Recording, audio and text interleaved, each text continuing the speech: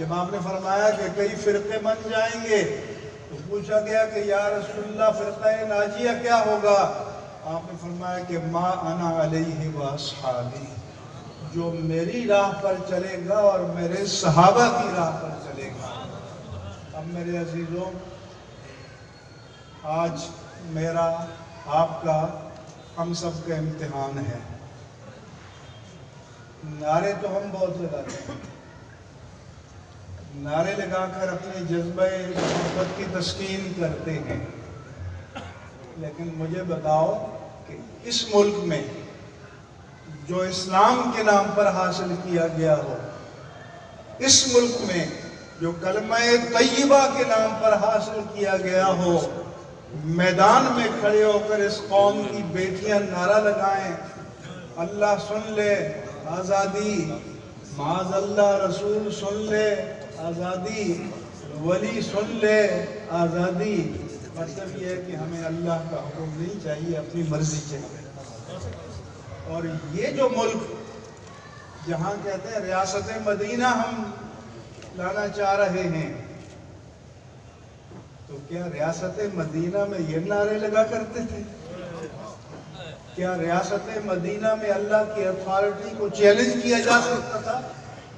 یاد کرنا رکھنا کہ اللہ کرنا کافی نہیں ہے جب تک کہ اللہ کی ہستی کو with full authority تسلیم نہ کیا جائے۔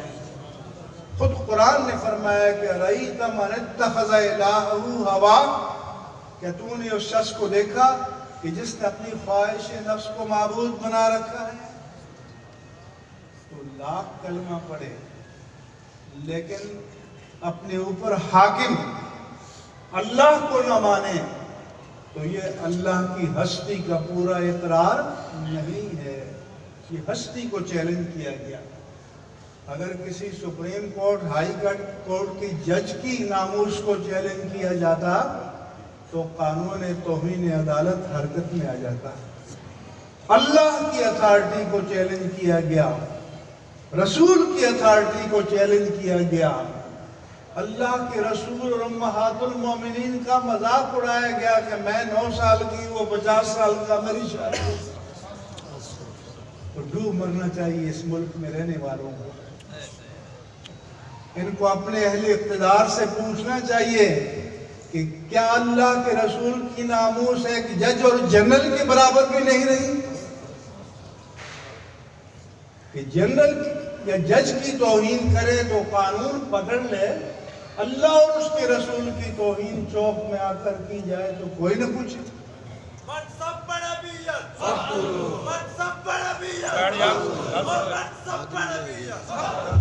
اسی طرح ابھی جو وقف ایکٹ بنا ہے،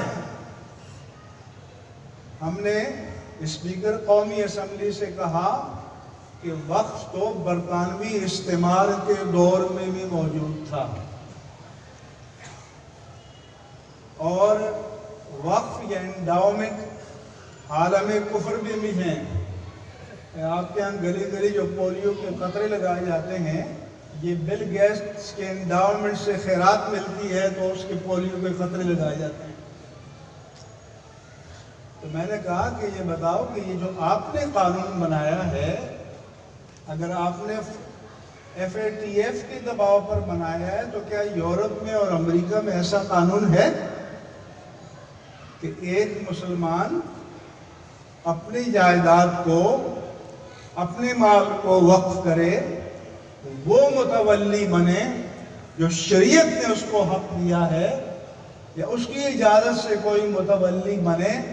ایک گریڈ 19 کا ایڈمنسٹریٹر آئے اچانک، کہے کہ آپ کام ٹھیک نہیں کر رہے، لائیے چال مجھے دیجیے، آپ گھر جائیے۔ یہ فقہ اسلامی، یہ قرآن و سنت، یہ شریعت کو ڈائریکٹ چیلنج کرنا ہے۔ اگر آپ کے پاس کوئی مسئلہ ہے تو آپ بتائیں، ہم اس کا حل تجویز کریں گے۔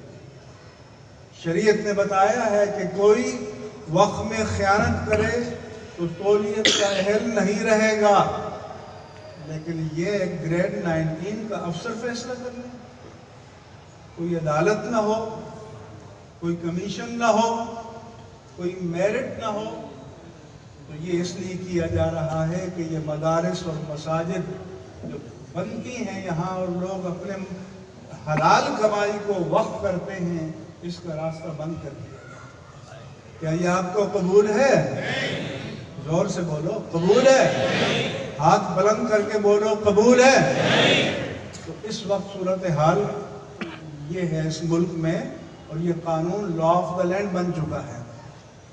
اگر آپ نے وقف کرنا ہے تو آپ جائیں ڈی سی او کے پاس، آپ جائیں ایس ایس او کے پاس، آپ جائیں ہوم سیکریٹری کے پاس، آپ جائیں فلاں کے پاس، اور وہ فلاں صاحب، اتنے فلاں صاحبان جو ہیں وہ مطمئن ہوں گے، اور جب پالیسی ہوگی کہ مدارس کا اور دین کا اور مساجد کا سلسلہ کنٹرول میں لیا جائے تو اجازت ملے گی۔ اللہ کی شریعت میں نہیں ہے کہ فلاں کے پاس جاؤ اور فلاں کے پاس جاؤ اور فلاں کے پاس جاؤ۔ اللہ کی ذات سے عہد کرو اور اپنے مال کو اپنی ملک سے نکال کر اللہ کی ملک میں دے دو، شریعت کا وقف مکمل ہو جائے گا۔ رجسٹریشن قانونی تقاضے کے لیے کی جاتی ہے، اس لیے اب جو خطرہ ہے، اب جو سجادگان ہیں وہ بھی متفکر ہیں، کیونکہ وہاں بھی اوقاف ہیں، اب وہ اپنی میٹنگیں کر رہے ہیں۔ تو ہم کہا کرتے تھے کہ لوگوں، اللہ کے دین پر وقت آئے تو دین کے نام پر آپ نے یہ ساری عشرتیں آپ کرتے ہیں، لیکن کبھی آپ دین کے نام پر نکلتے نہیں تھے۔ ناموس الوہیت پر حملہ ہو تو آپ نہیں نکلتے، ناموس رسالت پر حملہ ہو تو آپ نہ نکلیں، ناموس دین پر حملہ ہو تو آپ نہ نکلیں، مگر اب وقت آ گیا ہے کہ آپ کو میدان عمل میں آنا پڑے گا۔ ہم مزاحمت کی شوقین نہیں ہیں، ہم تصادم نہیں چاہتے، ہم مکالمہ چاہتے ہیں۔ ہم کہتے ہیں ڈائلاگ کرو، ہم سے دلیل سے بات کرو اور دلیل کی بات کو سنو۔ اقتدار آنی جانی چیز ہے، مٹے نامیوں کے نشان کیسے کیسے۔ اقتدار وہ مانگو جو اس صاحب مزار کا تھا۔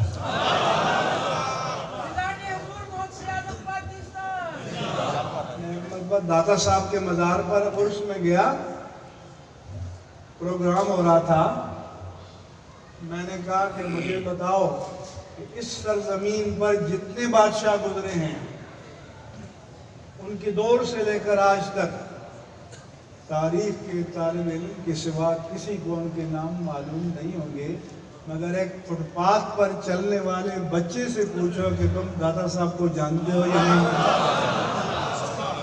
اللہ کا وعدہ ہے کہ ان الذین آمنوا وعملوا الصالحات سیجعل لهم الرحمن ودا، کہ جو ایمان لائے اور اس پر کاربند رہے تو اللہ تعالیٰ ان کی محبت کا نقش اہل ایمان کے دلوں پر ثبت فرما دے۔ صبغۃ اللہ ومن احسن من اللہ صبغہ، اللہ کا رنگ اور اللہ سے بہتر رنگ کس کا ہو سکتا ہے؟ تو اس لیے آپ کو کسی بادشاہ نے بلایا، آپ کے گھر کوئی پٹواری پولیس والے گئے تھے عزیزان گرامی کہ چلیے حاضری ہے، تو کس نے بلایا؟ ولی کی محبت نے بلایا، اللہ کے بندے کی محبت نے بلایا۔ آپ کشاں کشاں چلے آئے تو تمہارے یہ نام و نشان مٹ جائیں گے، دین کے نام کو تم مٹا نہیں سکو گے۔ اس لیے اقتدار پر اتنا ناز نہ کرو کہ اقتدار عطا کرنے والے ذات کو غیرت آ جائے۔ اس لیے میں ان تمام علماء کی موجودگی میں مطالبہ کرتا ہوں کہ یہ جو متنازع قوانین ہیں ان کو واپس لیا جائے۔ اگر کوئی ملکی اور قومی ضرورت ہے अजीज़ान गिरामी, तो हमें बताया जाए हम उस कौमी मसले को हल करने के लिए हर तरह का ताउन करने के लिए तैयार हैं, लेकिन क्या अपने दीनी मराकज़ को सरेंडर करने के लिए तैयार हो? जोर से बोलो। तो ये मस्जिद का मिंबर, ये मुसल्ला, ये आज़ाद था जभी तो आपकी मस्जिदें खुली रही। सुभान अल्लाह। जहाँ मुसल्ला और मिंबर आज़ाद ना हो तो हरमैन तय्यबैन को भी ताले लग गए। वहाँ से लोग यकीन जाने रो रो कर मुझे टेलीफोन करते थे, हिचकियाँ बांध कर, कि आप लोग खुश नसीब हैं, हम बैतुल्लाह से 10 कदम के फासले पर रह रहे हैं, लेकिन तवाफ करने के लिए हम पर बंद कर दिया गया। इसलिए